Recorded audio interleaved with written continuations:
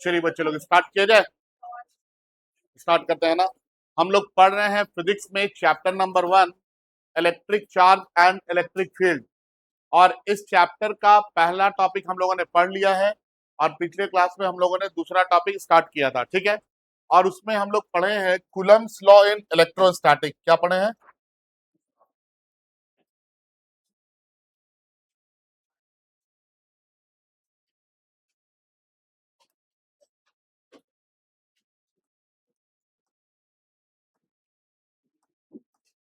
Coulomb's law in electrostatics. चलिए सुनेंगे इधर। आप लोगों को मैंने बताया है कि अगर हमारे पास 2 पॉइंट चार्ज है, कितने?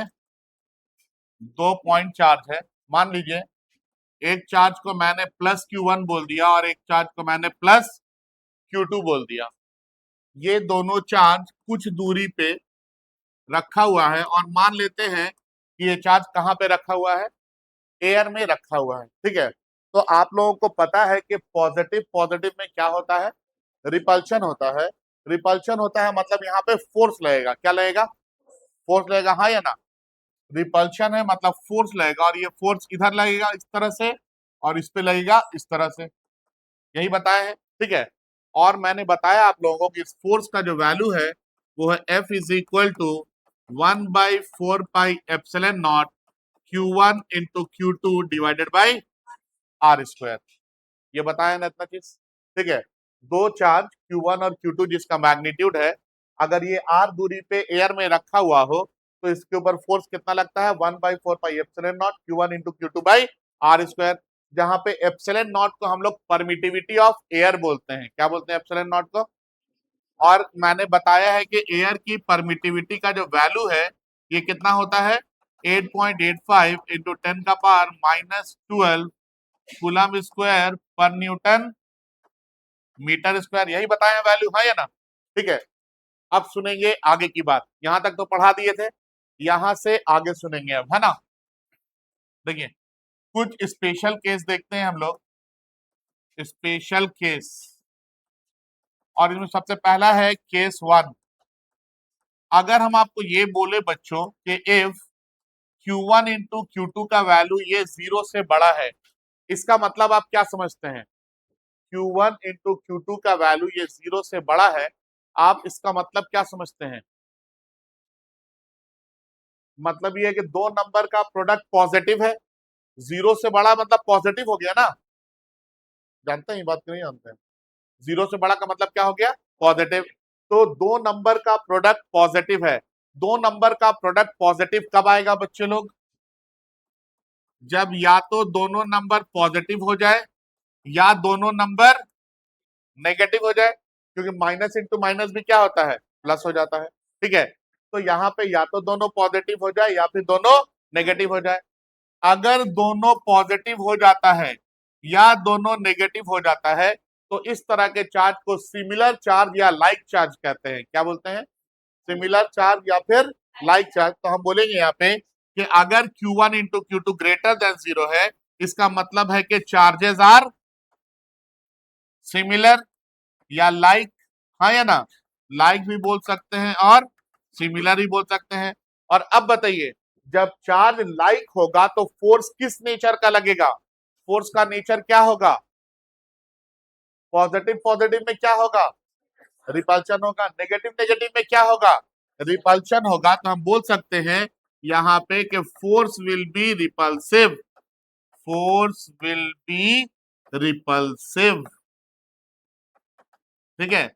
चार्ज जो है वो लाइक है और जब भी चार्ज लाइक होगा तो फोर्स कैसा होगा? रिपल्सिव होगा।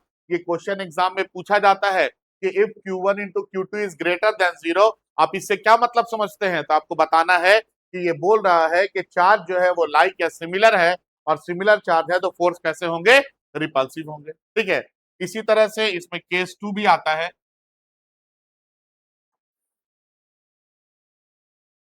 केस 2 ये बोलता है कि if Q1 into Q2 is less than 0, अगर Q1 इंटू Q2 0 से कम हो जाए, 0 से कम को क्या बोलते हैं आप लोग? नेगेटिव, हाँ या ना? If Q1 into Q2 is less than 0 मतलब क्या है, नेगेटिव। अब बताइए दो नंबर का प्रोडक्ट नेगेटिव कब आएगा, जब एक पॉजिटिव हो और दूसरा नेगेटिव हो। प्लस इंटू माइनस माइनस होता है, या पहला नेगेटिव हो जाए दूसरा क्या हो जाए, पॉजिटिव हो जाए। अगर चार्ज अलग अलग नेचर के हैं तो हम बोलते हैं चार्जेस आर डिसिमिलर,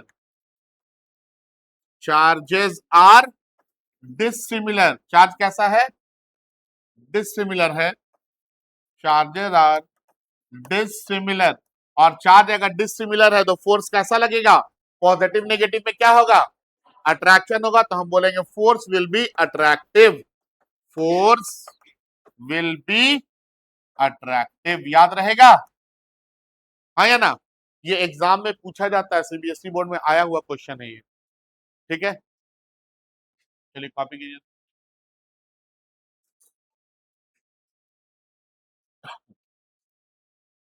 वहां तक तो आप लोग लिख लिए, ये कॉपी कीजिएगा है ना, स्पेशल केस कॉपी कीजिएगा, ठीक है।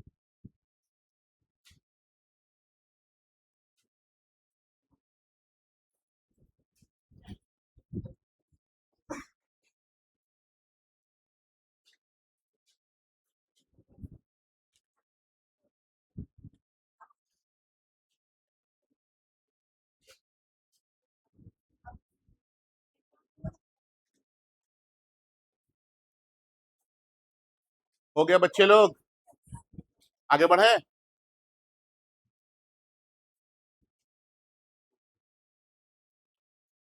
चलिए आगे बढ़ते हैं, है ना, हो गया ना।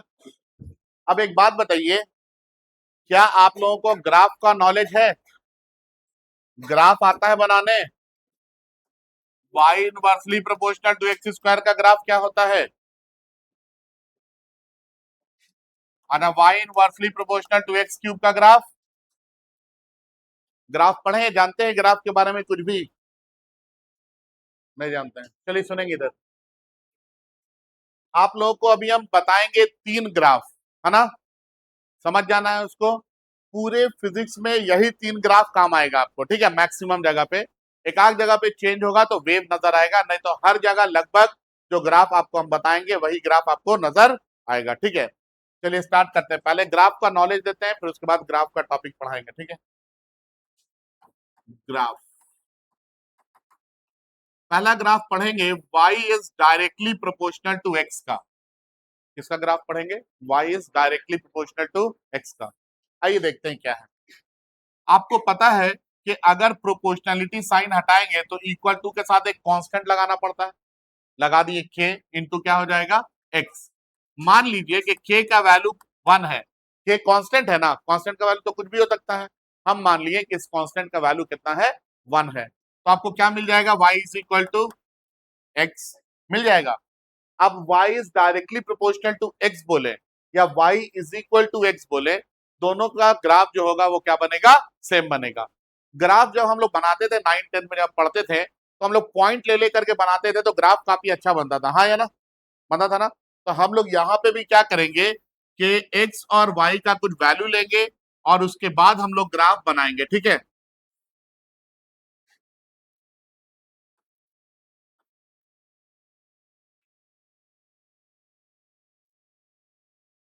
मान लीजिए x को हमने 0 लिया, जब हम x को 0 लेंगे तो y का वैल्यू कितना होगा? x 0 तो y भी 0। x को 1 लिए तो y कितना हो जाएगा? 1। x को 2 लिए तो y कितना हो जाएगा? 2। x को 3 लिए तो y 3। x को 4 लिए तो y कितना होगा? 4 हो जाएगा, हाँ या ना। ठीक है, अब हम लोग इसका ग्राफ बना सकते हैं। आइए देखते हैं ग्राफ बना करके। ग्राफ बनाने के लिए आपको दो एक्सिस चाहिए होता है, एक एक्स एक्सिस और एक वाई एक्सिस, ठीक है। ये है ओरिजिन, ये 1 2 3 4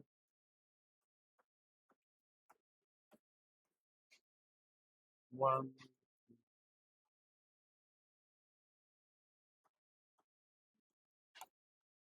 चलिए देखेंगे इधर, है ना, समझेंगे बात। जब x 0 है तो y कितना है? 0 है। कहां पे आएगा ये? x 0 y 0 कहां पे? ओरिजिन पे, ओरिजिन पे आ गया। x 1 है तो y कितना है? तो x 1 y 1 यहाँ पे आएगा कहीं पे। x 2 है तो y कितना है? 2 है तो x 2 y 2 यहाँ आएगा। x 3 है तो y कितना है? 3 है। x 3 y 3 आएगा। x 4 है तो y कितना है? 4 है। x 4 y 4 इस तरह से आ जाएगा। हम लोग करेंगे क्या कि सारे पॉइंट को कनेक्ट करता हुआ एक लाइन ड्रॉ कर देंगे यहाँ पे।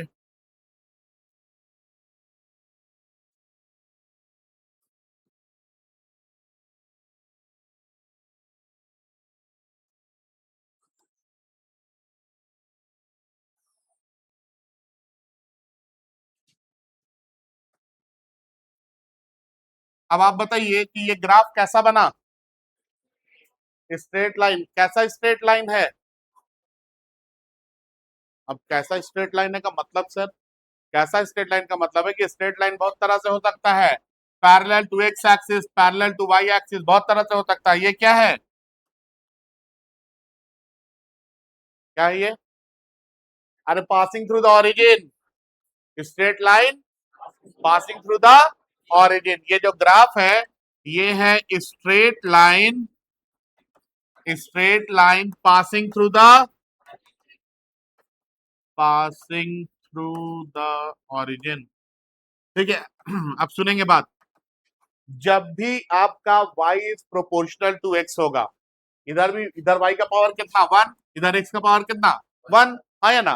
तो y प्रोपोर्शनल टू x है, दोनों तरफ पावर 1 1 है, तो हर बार ग्राफ कौन सा बनेगा? स्ट्रेट लाइन, जो कि कहां से पास कर रहा होगा? ओरिजिन से पास कर रहा होगा। याद रहेगा, y is directly proportional to x का ग्राफ कैसा बनेगा? Straight line passing through the origin. फिर से, y is directly proportional to x का ग्राफ कैसा बनेगा? याद रहेगा ये बात। अब आगे सुनेंगे। जब भी प्रोपोर्शनल होगा, y is proportional to x, जब भी प्रोपोर्शनल होगा तो याद रखना है रेशियो बराबर होगा। सर इसका मतलब नहीं समझे, मतलब नहीं समझे तो समझिए। मान लीजिए कि यहाँ पे हमने x का एक वैल्यू ले लिया है x1, तो जब x का वैल्यू लेंगे तो आपको पक्का है कि y का भी एक वैल्यू मिलेगा। मान लेते हैं y का वैल्यू कितना है? y1। तो आप क्या लिख सकते हैं? y1 इज इक्वल टू कितना? k इंटू x1 लिख सकते हैं। y इक्वल टू के एक्स है ना यार, तो y1 इक्वल टू क्या लिख सकते हैं? k into x1। इसी तरह से आपने x का वैल्यू यहाँ पे कुछ ले लिया x2, तो आपको यहाँ पे y का भी कुछ वैल्यू मिलेगा, y का वैल्यू आपको क्या मिल गया y2। तो आप यहाँ पे क्या लिख सकते हैं y2 is equal to k into x2, हाँ या ना। अब देखिए जब आप रेशियो निकालेंगे तो ये रेशियो क्या आ जाएगा y1 by y2 is equal to कितना x1 बाई x2। तो हम बोलते हैं कि जब भी प्रोपोर्शनल होगा ना, डायरेक्टली प्रोपोर्शनल होगा, y is directly proportional to x, तो हम लिख सकते हैं कि उसका रेशियो भी क्या है बराबर है, मतलब y1 बाई y2 ये बराबर होगा किसके x1 बाई x2। क्लियर है यहां तक, हाँ या ना। तो y प्रोपोर्शनल टू x का graph, straight line passing through the origin. इसके आगे रेशियो क्या होगा सेम होगा, रेशियो ऑलवेज क्या होगा सेम होगा, ठीक है। अब इसके आगे बढ़ेंगे थोड़ा सा और,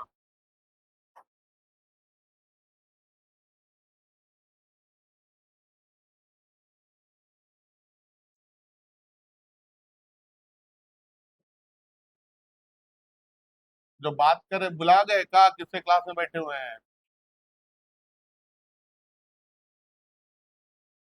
इसके बाद दूसरे नंबर पे, ठीक है, दूसरे नंबर पे क्या है y is directly proportional to x square, ठीक है। इस बार क्या है y का पावर 1 है और x का पावर कितना है 2 है। अब हम लोग समझेंगे कि इसका ग्राफ कैसा बनेगा। तो जस्ट सिंपल क्या कीजिए कि प्रोपोर्शनलिटी साइन जैसे वहां हटाए थे यहाँ पे भी हटाइए, तो y is equal to k into x square हो जाएगा, और k का वैल्यू कितना ले लीजिए, k का वैल्यू ले लीजिए 1, let k is equal to कितना है 1, तो आपको क्या मिल जाएगा y is equal to x square, ठीक है। अब y is proportional to x square हो या y equal to x square हो, दोनों का ग्राफ क्या होगा सेम बनेगा। अब बना करके देखेंगे, लेकिन बनाने के लिए इसी तरह से हमको कुछ डाटा मिल जाए तो ज्यादा अच्छा है, हाँ या ना। तो हम लोग एक डाटा फिर से लेंगे,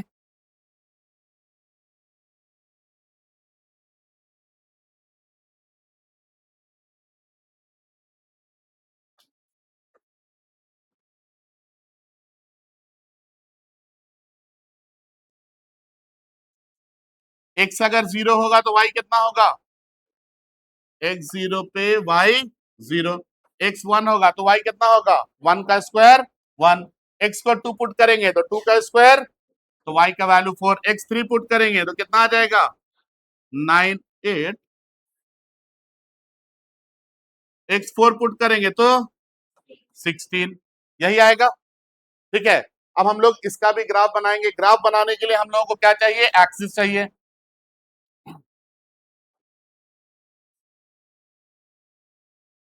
ये x एक्सिस और ये y एक्सिस।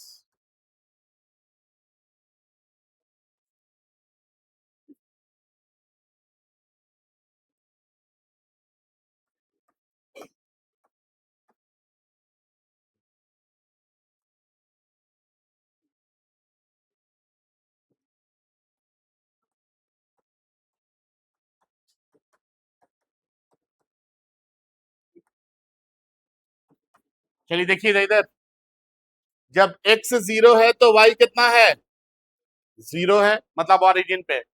जब x 1 है तो y कितना है 1, ये यहाँ 2 है तो 1 तो यहीं पे कहीं पे होगा, तो x1 y1 यहाँ पे आ जाएगा। x2 पे y कितना है 4, x3 पे y कितना है 9, तो 8 और 10 के बीच में आ जाएगा, हाँ या ना। x4 है तो y कितना है 16, 16 यहाँ पे कहीं पे आ जाएगा, ठीक है। इन सारे पॉइंट को आप कनेक्ट कर देंगे कुछ इस तरह से, ठीक है। तो बताइए क्या मिला आपको,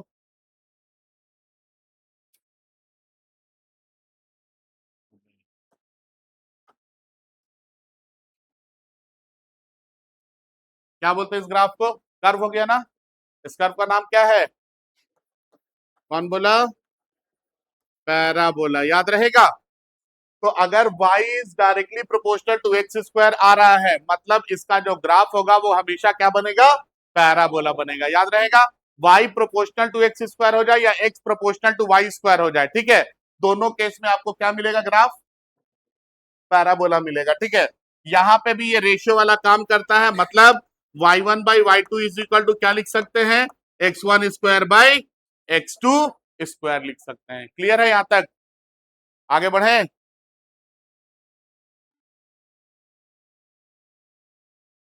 दिख रहा है आप लोगों को बोर्ड?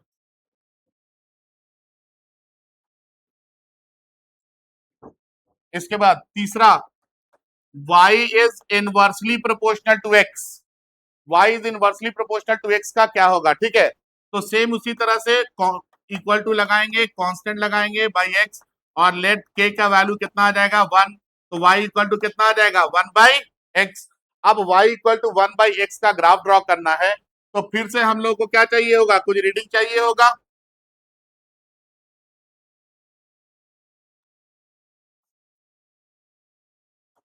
x है, ये y है। बताइए, x को अगर 0 पुट कर दे तो y कितना होगा बाबू? 1। अच्छा, 1/0 0 होता है। मैथ्स में नॉट डिफाइन करते हैं, फिजिक्स में इनफाइनाइट बोलते हैं, हाँ या ना? ठीक है, तो यहाँ पे हम लोग इसको इनफाइनाइट बोल देंगे। x जब 0 है तो y का वैल्यू इंफिनिटी। जब x को हम लोग 1 पुट करेंगे तो y कितना आ जाएगा? 1/1। कितना होगा? 1। अब x को इंफिनिटी पुट कर दीजिए तो y कितना आ जाएगा? 1/इंफिनिटी इज 0। अब आपको ग्राफ बनाना है x और y का, तो वैसे ही x कोऑर्डिनेट, x एक्सिस लेंगे और y एक्सिस लेंगे, और x और y का बना देंगे ग्राफ। बता सकते हैं? बताइए, x 0 है तो y कहाँ है? इंफिनिटी पे। इसका मतलब कहाँ पे बनाए? अच्छा ये बताइए, पहले तो ये बता दीजिए, x 0 कहाँ पे होता है? ऑरिजिन पे, हाँ या ना? और कहीं होता है? कहीं नहीं होता है। y एक्सिस पे चलेंगे तो x का वैल्यू कितना होगा? अच्छा, y एक्सिस पे चलेंगे तो x का वैल्यू बढ़ेगा। बाबू जब आप इधर आएंगे ना तब x का वैल्यू मिलेगा। जब आप y एक्सिस पे चल रहे होंगे तो x का वैल्यू तो 0 ही रहेगा ना यार।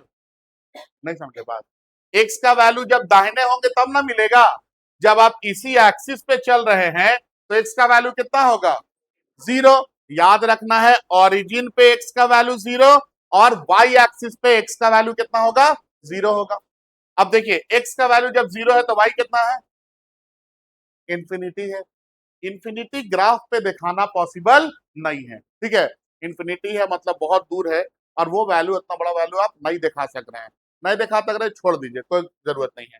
इसके बाद वाले पे आ जाइए। x 1 है तो y कितना है? 1 है। x को 1 लिए तो y भी कितना है? 1 है। यहां पे कहीं पे आएगा, ठीक है? इसके बाद x इंफिनिटी है तो y कितना है? अब x इंफिनिटी भी नहीं दिखा सकेंगे कहां तक जा रहा है, हाँ या ना? तो यहाँ पे दिखाना पॉसिबल नहीं है। तो सर इसका ग्राफ बनाएंगे कैसे फिर हम लोग? समझिए अब कैसे बनेगा। x जब 0 था तो y कितना था? इंफिनिटी था। और x जब 1 है तो y कितना है? मतलब x जब 0 से 1 पे बढ़ा तो y जो है इंफिनिटी से घट के कहां चला आया? इंफिनिटी तो बहुत दूर है ना, बहुत ऊपर से बहुत नीचे गिरा है या ना? तो ये ग्राफ बहुत ऊपर से क्या होगा? बहुत नीचे गिरेगा, ठीक है? अब आगे देखिए, अब जब ये x का वैल्यू 1 से इंफिनिटी तक गया तो y का वैल्यू धीरे धीरे धीरे धीरे धीरे धीरे घट के 0 जा रहा है, क्योंकि 1 से इंफिनिटी जा रहा मतलब बहुत दूर जा रहा है। और जब ये 1 से इंफिनिटी पहुंचा है तो ये 1 से उतना देर में कहां पहुंचा है? 0। मतलब यहां के बाद ये ग्राफ धीरे धीरे धीरे धीरे धीरे धीरे करके नीचे जाएगा, जाएगा। यही ग्राफ है x y is inversely proportional to x का, याद रहेगा?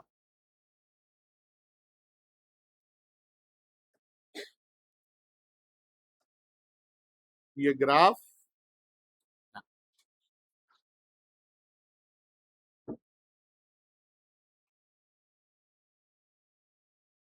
इस तरह से, इस ग्राफ का नाम क्या है बाबू? क्या? पाइप वाला?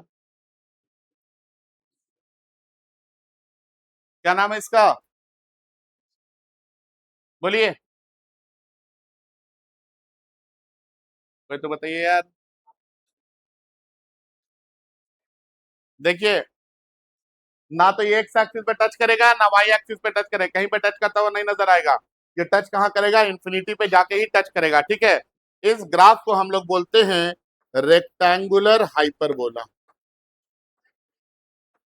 Rectangular hyperbola. ठीक है, आगे सुनिए। अभी हम बोले कि y inversely proportional to x, ऐसा भी तो आ सकता है y inversely proportional to x square, ऐसा भी आ सकता है y inversely proportional to x cube.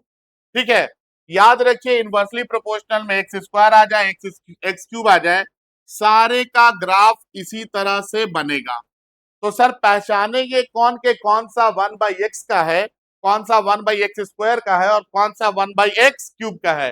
तो जिसका पावर कम वो सबसे ऊपर 1/x, उसके बाद x का पावर यहाँ पे कितना हो गया 2 हो गया ना, तो उसके नीचे आ जाएगा 1/x स्क्वायर। उसके बाद x का पावर कितना हो गया 3 हो गया, तो उसके और नीचे आ जाएगा, मतलब 1/x का पावर 3। जैसे जैसे x का पावर बढ़ता जाएगा वैसे वैसे ये ग्राफ क्या होता जाएगा, नीचे आते जाएगा। याद रहेगा, हाँ या ना। यहाँ पे भी जैसे हम लोग पढ़े थे पहले, यहां भी लगेगा कि अगर प्रोपोर्शनल है तो रेशियो बराबर, तो y1/y2 इक्वल टू क्या लिखेंगे, इनवर्सली प्रोपोर्शनल में है ना, तो इसको लिखेंगे x2/x1। y1 है तो उसका वैल्यू नीचे x1 है, y2 है तो उसका वैल्यू ऊपर x2। ठीक है, ये 3 ग्राफ आप लोगों को पूरे फिजिक्स में पढ़ना है, लगभग जगह यही ग्राफ आपका क्या होगा, काम आएगा। ठीक है, तो y प्रोपोर्शनल टू x हो गया तो straight line passing through the origin, y directly proportional to x square हो गया तो पाराबोला, और y inversely proportional to x हो जाए, एक्स स्क्वायर हो जाए, एक्स क्यूब हो जाए, कुछ भी हो जाए, उसके लिए हम लोग रेक्टेंगुलर हाइपरबोला का इस्तेमाल करें। ठीक है, कॉपी कीजिए इसको, और आगे हम ग्राफ बना देंगे, नहीं पूछेंगे कि पता है, क्योंकि अभी हम बता दिए हैं। ठीक है ना, कॉपी कीजिए।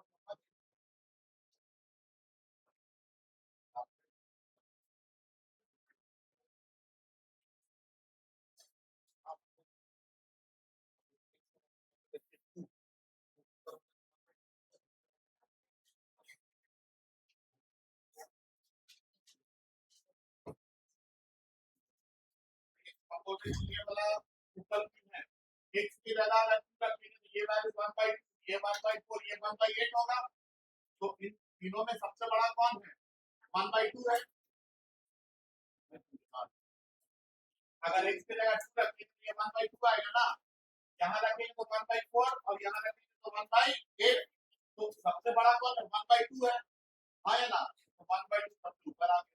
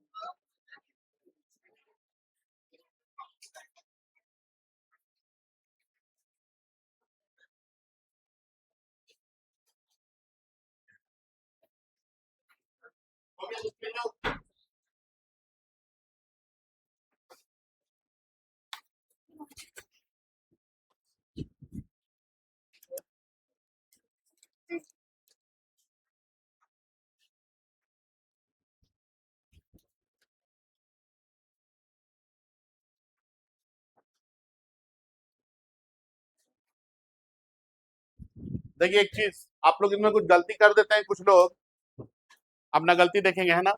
आप में से कुछ लोग ऐसा होता है कि ये ग्राफ ऐसे बनाते हैं और यहाँ ला के ऐसे मोड़ के ऐसे उठा देते हैं।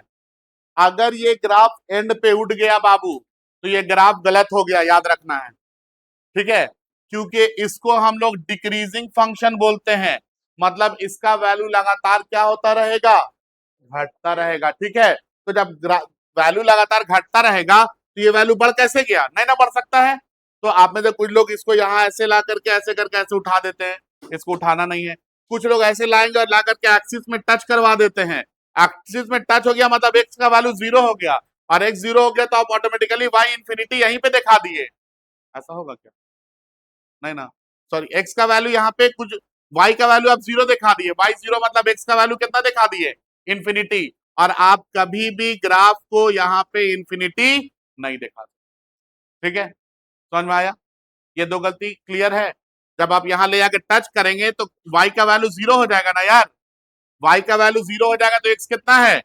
मतलब आप दिखाना चाह रहे हैं कि यहीं पे कहीं पे इंफिनिटी है। और इंफिनिटी आप ग्राफ के ऊपर नहीं दिखा सकते। ठीक है, याद रहेगा इतना बात। आगे बढ़े, चलिए आगे सुनेंगे। हम लोग जानते हैं, वी नो दैट, आप लोगों को मैंने बताया है कूलम फोर्स का फॉर्मूला क्या है, 1/4 pi epsilon naught Q1 into Q2 by R square. अब यहां पे हम लोग पढ़ेंगे ग्राफ। क्या पढ़ेंगे, आइए सुनेंगे अब। ग्राफ, सबसे पहला ग्राफ पढ़ेंगे between F and Q1 into Q2। F और Q1 Q2 के बीच का ग्राफ देखेंगे when R is constant. R क्या है, कांस्टेंट है, and medium remains same. Medium remains same. ठीक है, देखिए फोर्स और चार्ज के बीच का ग्राफ, Q1 इंटू Q2 के बीच का ग्राफ दिखाना है जब R का वैल्यू चेंज ना हो। R मतलब क्या है, कांस्टेंट है। दो चार्ज है, दो चार्ज के बीच की दूरी लगातार क्या है, कांस्टेंट है, चेंज नहीं हो रही है। और मीडियम सेम है, मतलब जहां उसको रखे हैं वो भी क्या है, सेम है।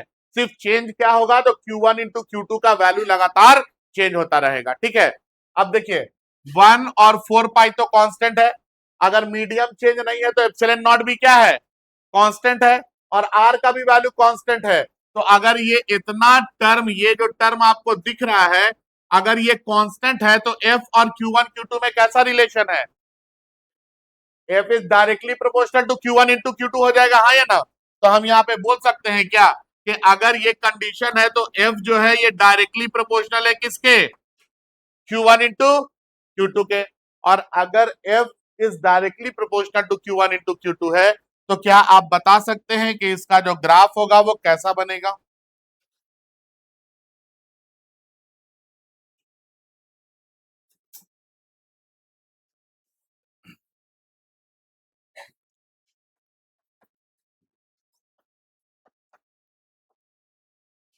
बोलिए,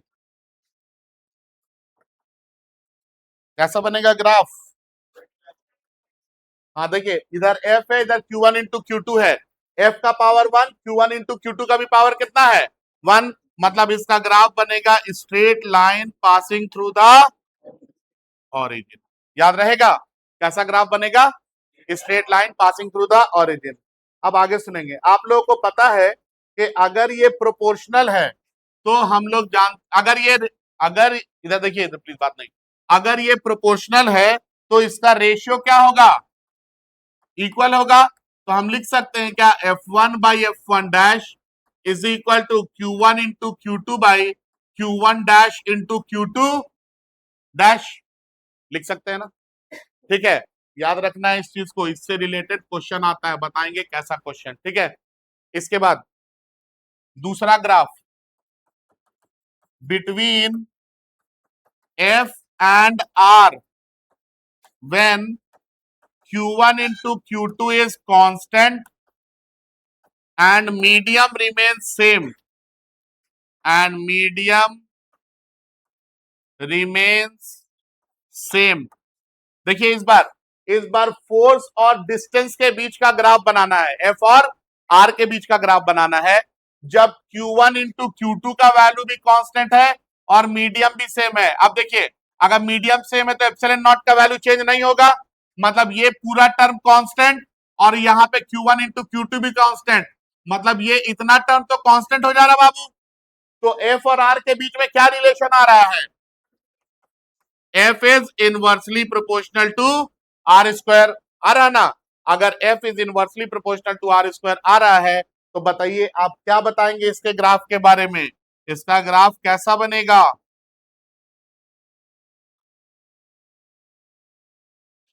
मारे लगेंगे पाराबोला बोले हैं तब।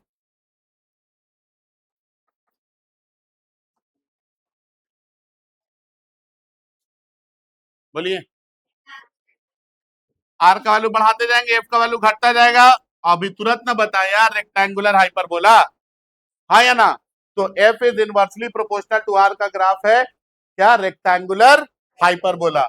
यहां पे भी आप लिख सकते हैं, जब प्रोपोर्शनल है तो ये क्या आ जाएगा, F1/F2 इज इक्वल टू कितना, R2 square by R1 square. इसके बाद तीसरा case, between F and 1/R2 when Q1 into Q2 is constant and medium remains same, medium remain same. बताइए अब, ये तब आप लोग खुद बता दीजिए। F एंड 1/R2 के बीच का ग्राफ बताना है, ठीक है, जब Q1 इंटू Q2 कांस्टेंट है और मीडियम सेम है। देखिए Q1 इंटू Q2 कांस्टेंट है, मीडियम सेम है, मतलब ये वाला पूरा का पूरा टर्म क्या है, कांस्टेंट है। तो F और 1/R2 में क्या रिलेशन बनेगा, F is directly proportional to 1/R2, यही होगा ना। बताइए क्या बना है ग्राफ,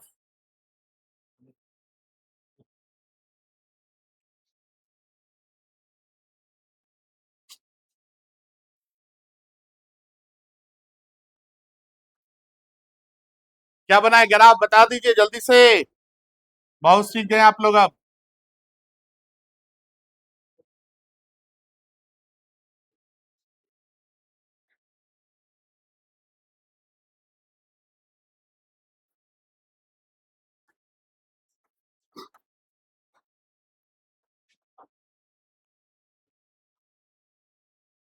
बोलिए यार,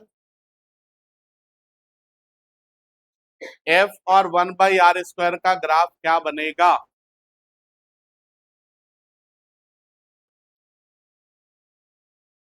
ये क्वेश्चन सीबीएसई में भी आया हुआ है, ये क्वेश्चन जेई में भी आया हुआ है। बताइए अब, F और 1/R2 का ग्राफ क्या बनेगा। बोलिए क्या बोल रहे थे, कौन बोल रहे थे, बोलिए ना, बोलिए, कोई ना कोई जवाब सही दे रहे थे यार अभी।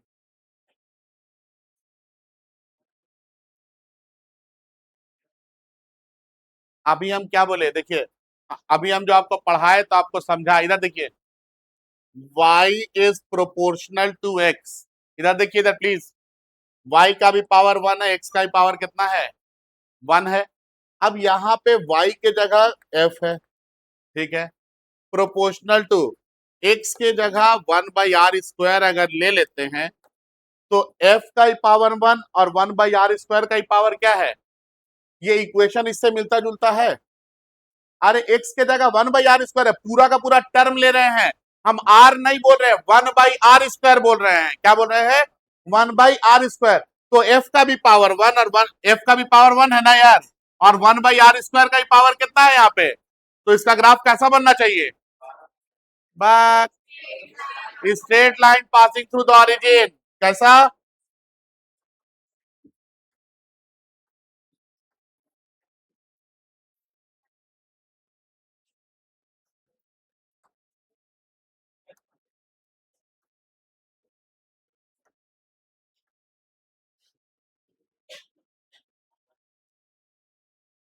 Straight line passing through the origin.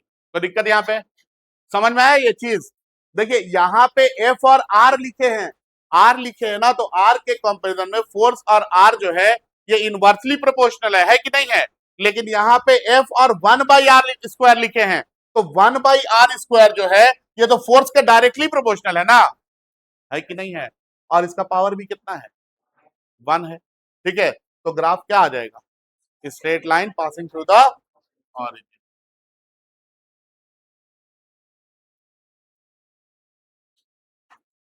दिख रहा सबको, चलिए और देखिए इधर,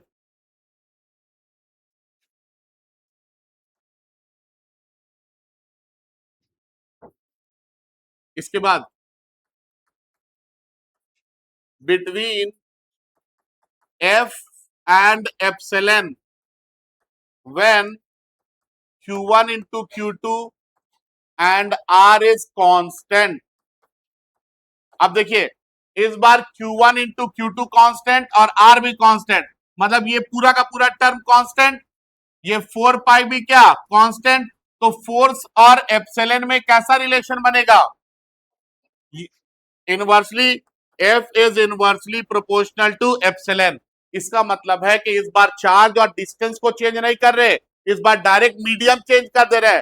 पहले एयर लिए, वाटर लिए, कड़वा तेल, करासन तेल, नारियल तेल, जिंक, ग्लिसरीन, जो मन किया सब ले लिए। समझ में आया? और अब हम लोग इसका ग्राफ बनाएंगे, तो आपके हिसाब से ये ग्राफ क्या आना चाहिए? ये तो इनवर्सली प्रोपोर्शनल आ गया।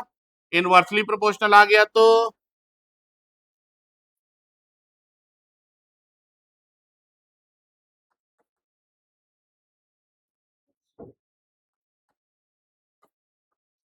रेक्टेंगुलर, ठीक है, याद रहेगा। अच्छा, अगर हम बोलते एफ और 1/r में ग्राफ बताइए तो क्या बोलते हैं आप लोग? एफ और 1/r में ग्राफ बताइए। 1/r लेते तो मतलब ये 1/r का स्क्वायर हो जाता। F is proportional to 1/r का स्क्वायर। 1/r तो एक ही टर्म होता, तो y is proportional to x square वाला फॉर्म आ जाता। और y proportional to x square में क्या बनता? पैराबोला। ठीक है, चलिए कॉपी कीजिए इसको।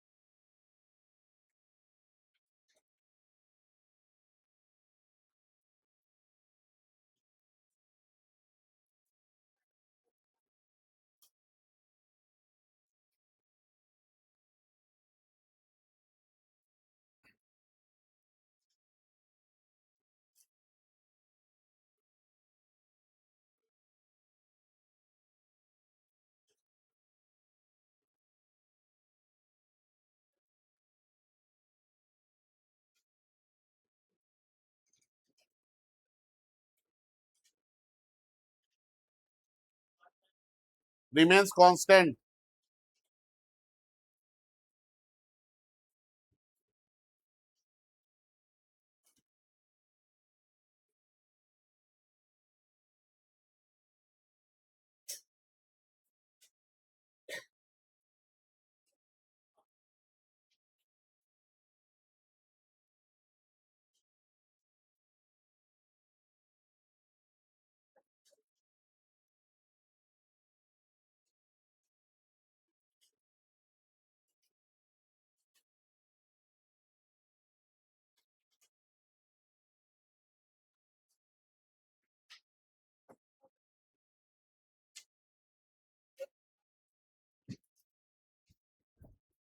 यहाँ पे हम लोग करेंगे आज का क्लास समाप्त।